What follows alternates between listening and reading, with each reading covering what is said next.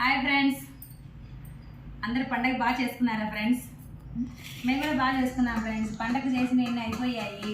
పిల్లలు కాలేజీకి వెళ్తున్నారు కదా, వాళ్ళకి ఏవో చేసి పంపించాలి కదా. అందుకని అత్తరాసలు, ఈ మైసూర్ పాకులు, రవ్వ లడ్లు, సున్నుండలు ఇవన్నీ రొటీన్ అనమాట. ఈరోజు ఏమనుకుంటున్నానంటే, నేను పిల్లలకు కజ్జికాయలు చేసి పంపిద్దాం అనుకుంటున్నాను ఫ్రెండ్స్. కజ్జికాయలు ఎలా చేయాలంటే, ఫస్ట్ గోధుమ పిండి తీసుకోవాలి.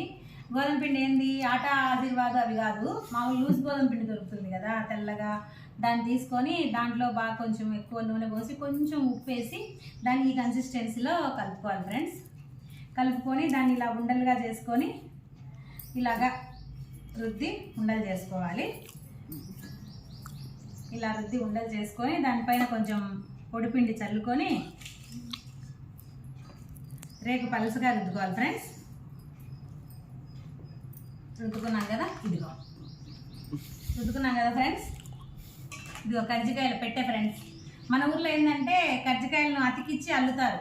ఇక్కడ అలా కాదు, ఈ పెట్టెలోనే గత 10-15 సంవత్సరాల నుంచి ఈ పెట్టెలోనే చేస్తుందంట పక్కింటి పిన్నమ్మ వాళ్ళది. ఇది పెట్టె చాలా చిన్నది, చూడండి, చిన్న పెట్టె. దాన్ని ఇలా పెట్టుకొని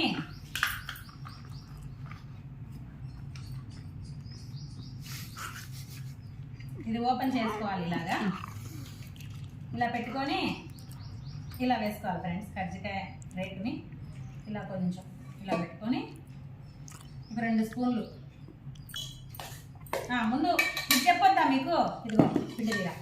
ముందు ఈ పిండి ప్రిపేర్ చేసుకోవాలి ఫ్రెండ్స్. దీంట్లో పడిపప్పులు పోసాను ఫ్రెండ్స్.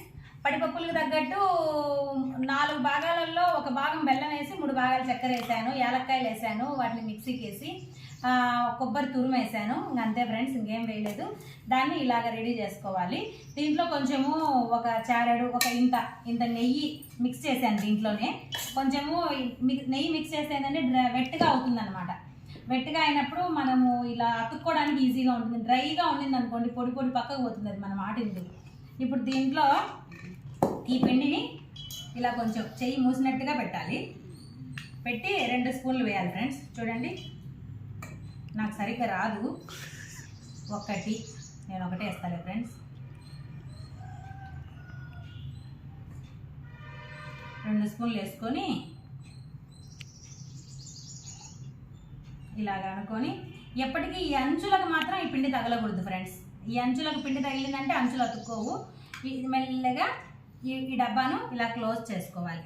ఇలాగా క్లోజ్ చేసుకొని గట్టిగా ప్రెస్ చేయాలి ఫ్రెండ్స్.